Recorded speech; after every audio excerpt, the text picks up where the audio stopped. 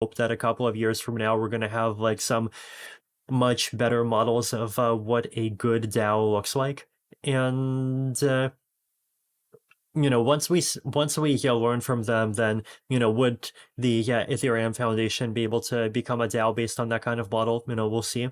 I guess that was one of those things that's also been a dream from close to the beginning. And then optimism, obviously, yeah, very DAO controlled. Like, what other DAOs we're going to see within the Ethereum ecosystem? I mean, we'll see. It'll be interesting. Why don't DAOs just all operate with a corporate governance structure? I mean, there is the argument, Vitalik, that we have baked out corporate governance over the last 200 years. We've made it pretty efficient. There's a CEO, there's an executive team, there's a board of advisors.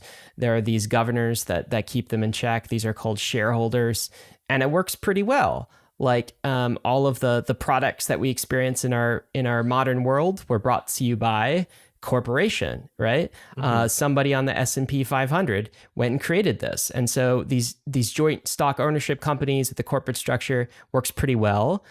Isn't a DAO just trying to mirror that, or is there something different here? That's a good question. I think there's two arguments that I have against that line of thinking, right? Well, one of those, actually three arguments, right, in the post. Like, one of them is that some things require censorship resistance, and corporations are not good at censorship resistance. Another one is that corporations are good at building products, but they're less good at providing infrastructure, right? So, like, for example, social media companies have completely failed at satisfying people's desire for some notion that like the content decisions that they're making are fair, right? And that's the sort of thing that DAOs might actually be better at than traditional forms of corporate governance.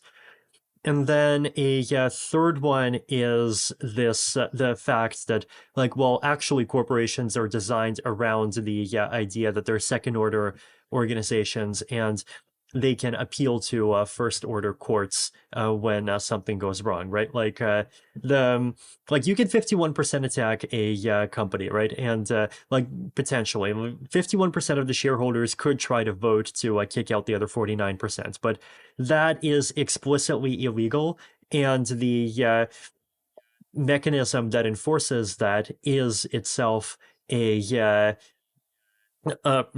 ultimately the government that enforces shareholder laws, right? And so if we're going to build a DAO, then the DAO has to include all of that functionality that's normally provided by nation states by itself. And corporate governance is not good at doing that, but political science, so like that's exactly the sort of stuff that it studies. Yeah, that's it's definitely fascinating to see how that evolves. Maybe let's switch back to Ethereum for a minute and kind of the end game.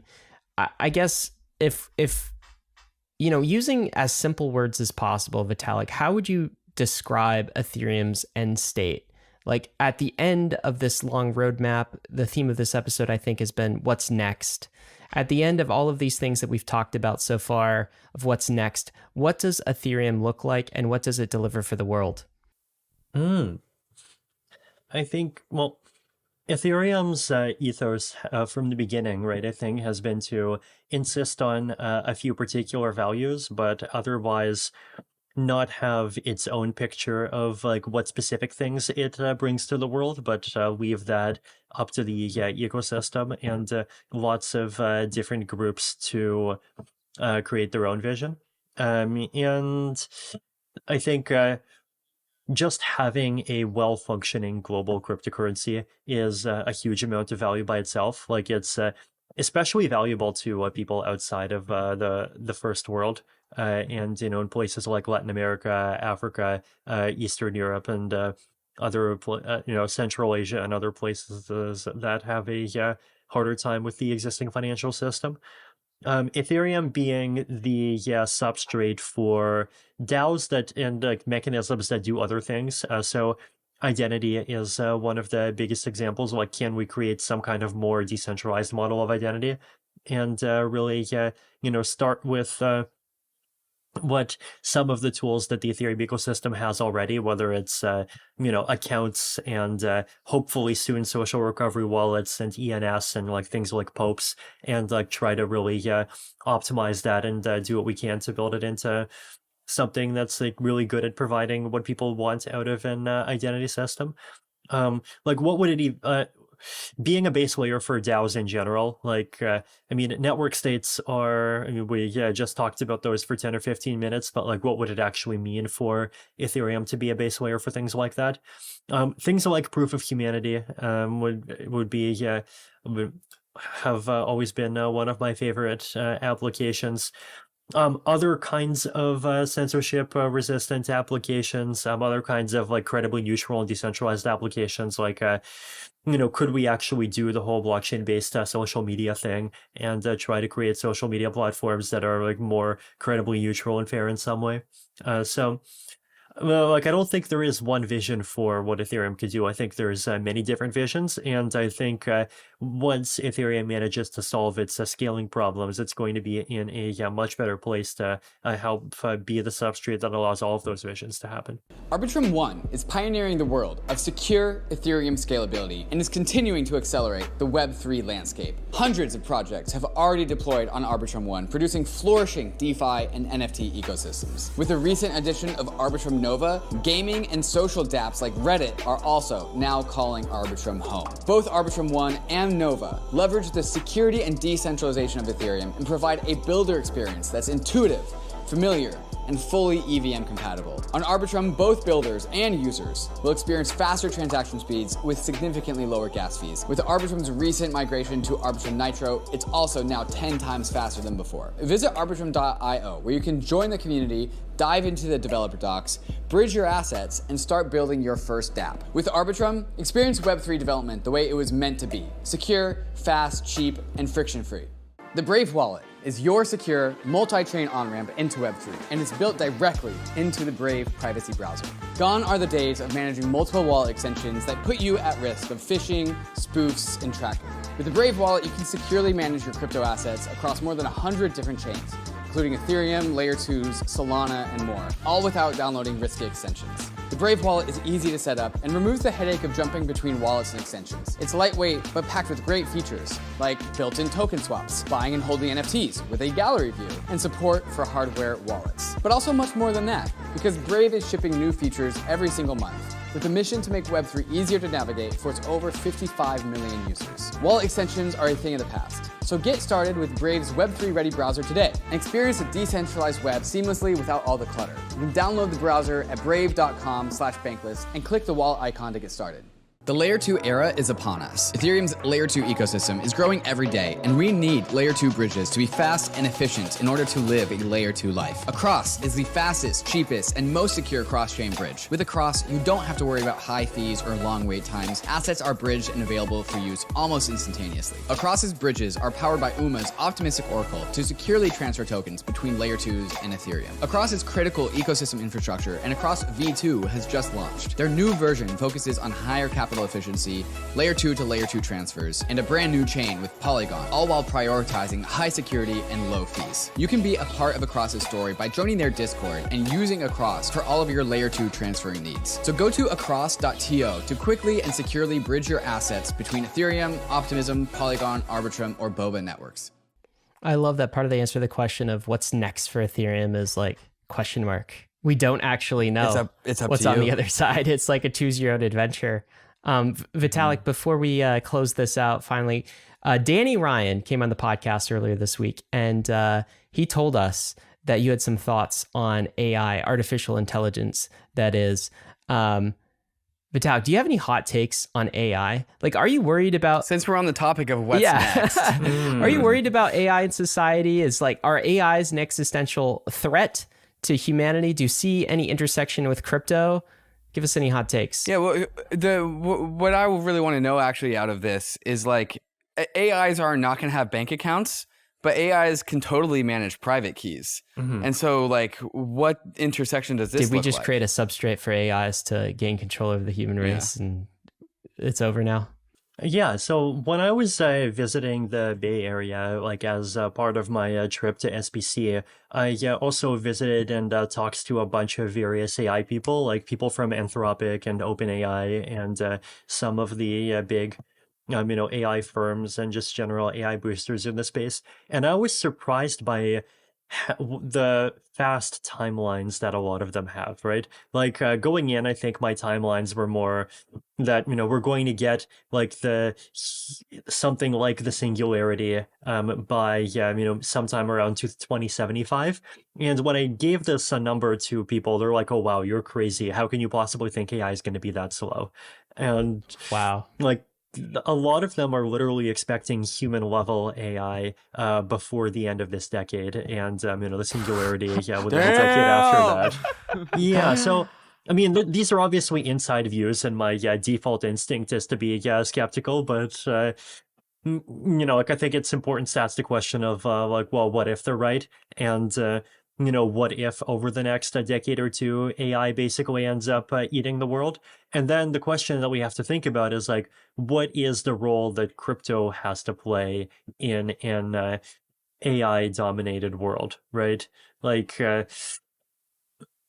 Are structures that kind of insist on the idea that like humans are the only kind of significant actor in the space. Like, are those going to survive an AI transition? Like, what would an AI even look like? Could crypto be part of like somehow democratically governing the AIs that come out? Would crypto be something that could help, coordinate like some alternative, AI project so that the whole AI transition doesn't lead to just massive centralization in one or two companies? I mean, I don't know, but I think it's important for anyone to be thinking about the future of crypto as a space, to also to be like also have the question in mind of how does AI play into this, and like what would a merger of well, not a no merger, but like what would the interplay between crypto and AI look like?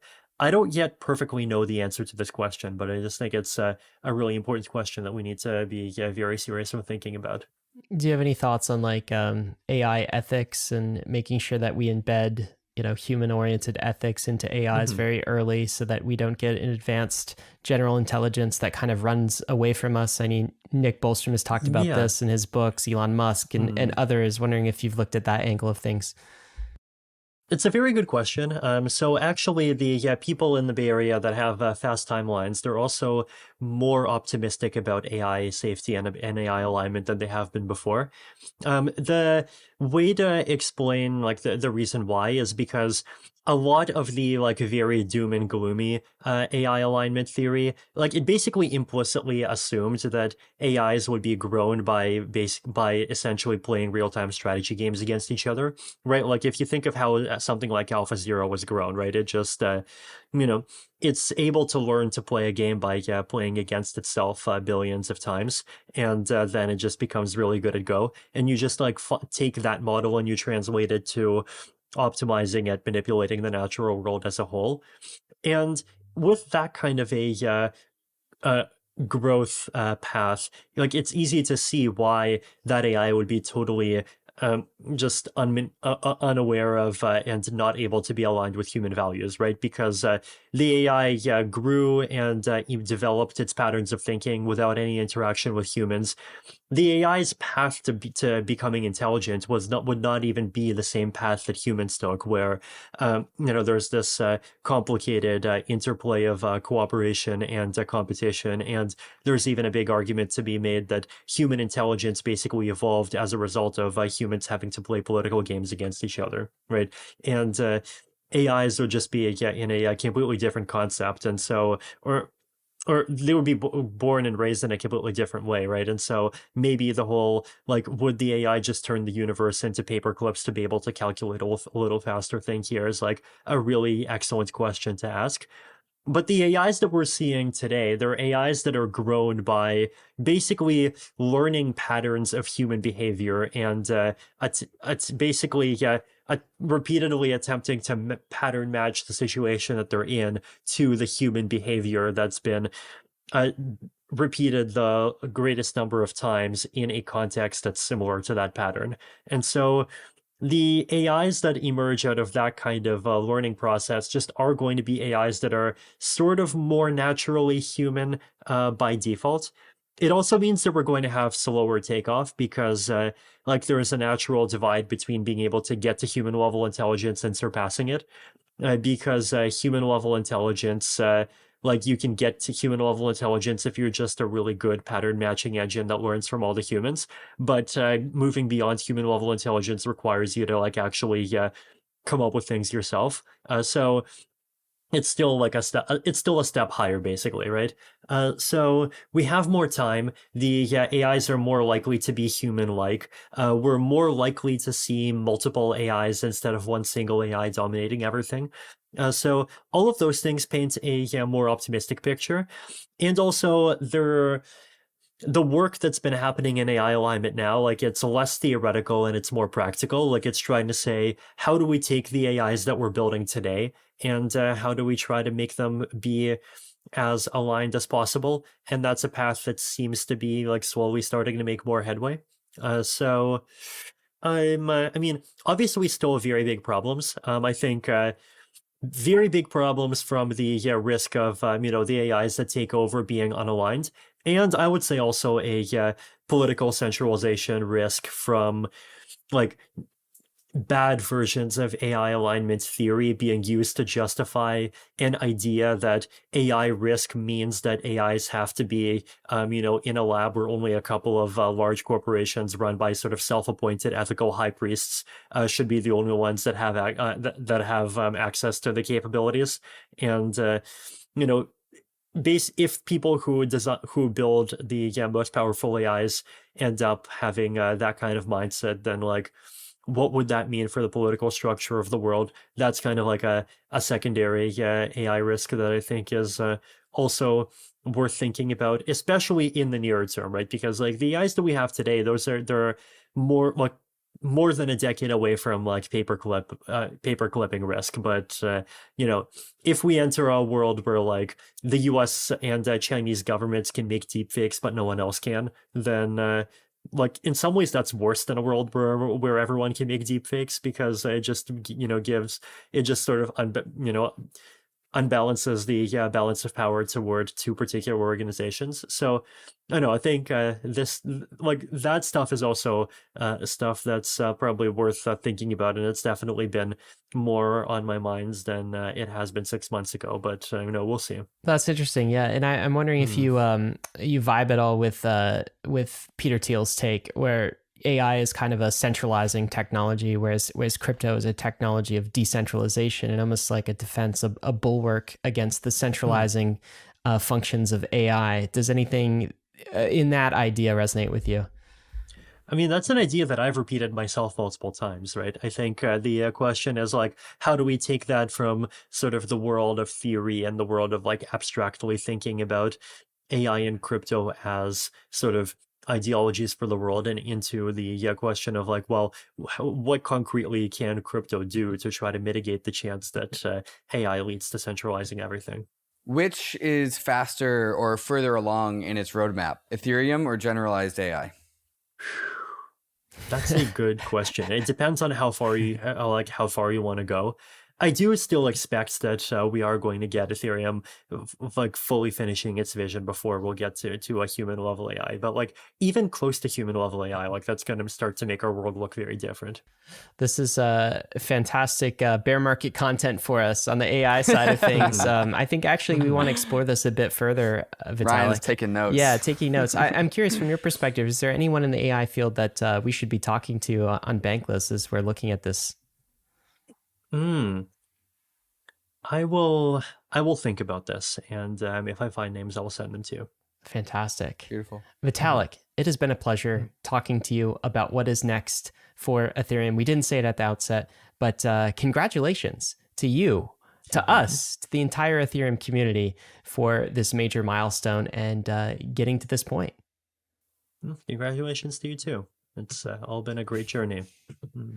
Bankless Nation, we've got some action items for you. Lots in the show notes today.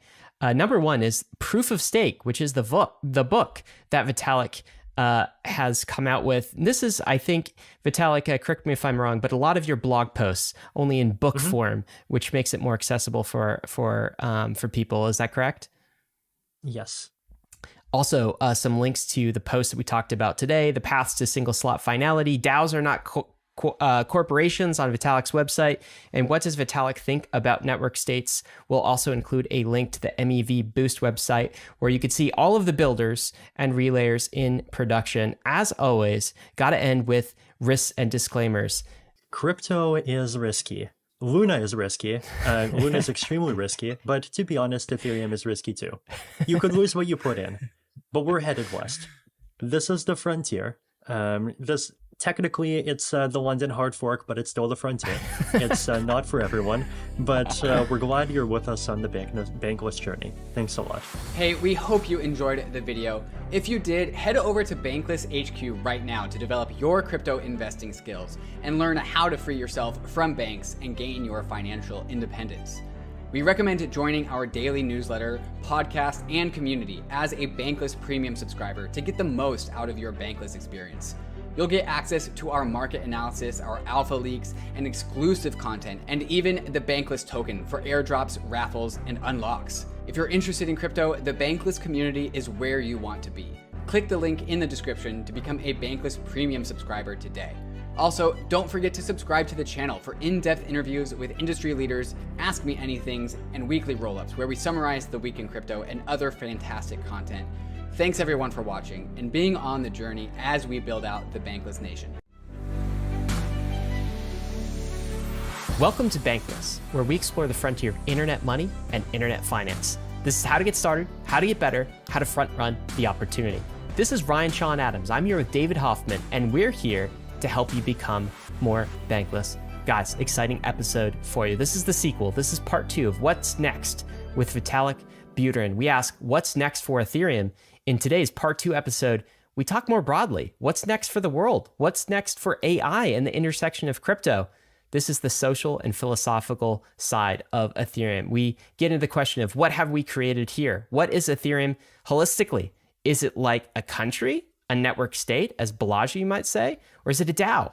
If it's a DAO, how should DAOs be governed? Should we use a corporate governance structure? Or should we take the learnings from philosophy and political science and apply those things to DAOs?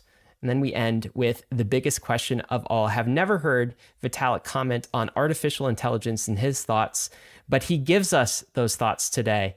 Is AI coming to destroy humanity? We ask him that question. Will there be a peaceful coexistence? And what is the intersection between crypto and artificial intelligence? Crypto, of course, being a decentralized technology, AI being one that centralizes. Are we in for the cage match of the decade, of the next century? Maybe that's ahead. Vitalik as well thinks AI could be coming sooner than he previously thought. I think this is after a trip to Silicon Valley and talking to some experts, so a lot of content to unpack. Of course, this is a second part of a 2-part conversation with Vitalik.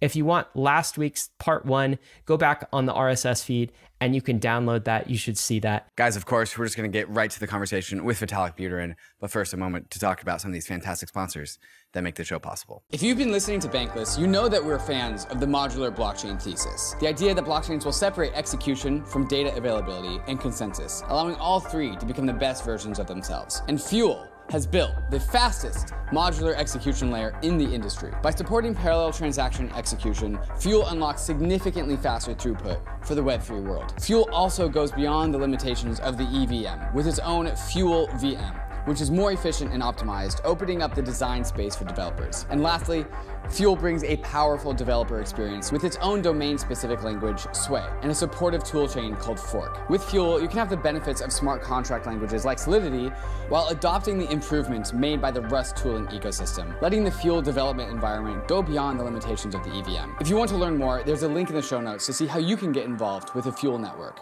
In all of my years in crypto, I've never been hacked, scammed, or lost money to a thief, and a lot of that credit goes to my Ledger hardware wallet. The Ledger Nano X and the Ledger Nano S Plus hardware wallets allow users like you and me to secure and manage all of our crypto assets and our NFTs, all with the security of storing users' private keys offline and out of reach from hackers. The Ledger Nano X is the perfect hardware wallet for managing your crypto and NFTs on the go because it connects to your phone with Bluetooth and has a nice big screen for easy transaction readings. Ledger has also upgraded the iconic Ledger Nano S and made the new Ledger Nano S device more DeFi and NFT friendly, making it the perfect hardware wallet for beginners. Ledger has truly maximized for both ease of use and security. So discover which Ledger device is best suited for your journey by going and visiting shop.ledger.com. Nexo is your financial hub for all your crypto needs. Nexo lets you buy crypto instantly with your credit or debit card or via bank transfer. They also have an awesome advanced trading platform called Nexo Pro that pays you rewards when you swap crypto assets. And Nexo also lets you earn interest on your crypto in Bitcoin, ETH, or other assets. And they also give you an instant crypto line of credit with as low as 0% APR. And they also give you access to a crypto-backed MasterCard, of course, earning you more crypto when you use it. So, enhance your financial life with Nexo, who ensures all credit lines are over-collateralized with insurance on all custodial assets. Nexo, the right place for your crypto. So click the link in the show notes to join over 5 million users who are getting the most out of their crypto. Well, as we move from kind of the technical layer, I want to talk about maybe a bit more the social layer, and moving from engineering to some of the softer sciences like philosophy and maybe political science here. And I think one question that we're left with Ethereum is, okay, what is this thing that we have built so far? There is this notion, and I know you're familiar with it, of the network state. And this is a concept most recently put forward by BULLISH. He was on the podcast as well recently. And we asked BULLISH, who's been a long time in crypto, of course, from the very beginnings, do you think that the network state is kind of the main thing that the crypto project is focused on? And his answer was, yes, absolutely. That's what we are doing. Money is just a subset of the network state. I'm curious your perspective on this, Vitalik, and I know you have thoughts, but let's talk about Ethereum first. Do you think Ethereum is an example of a Balajian network state, or a network state of some other conceptual framework? I would say no. I think Ethereum has a very important role to play in network states, but I would say Ethereum is like a bit of a higher layer thing. And the reason why I would say that is that at this point, the Ethereum community has grown very, very big, very diverse, very pluralist in a lot of ways. And one of the things that means that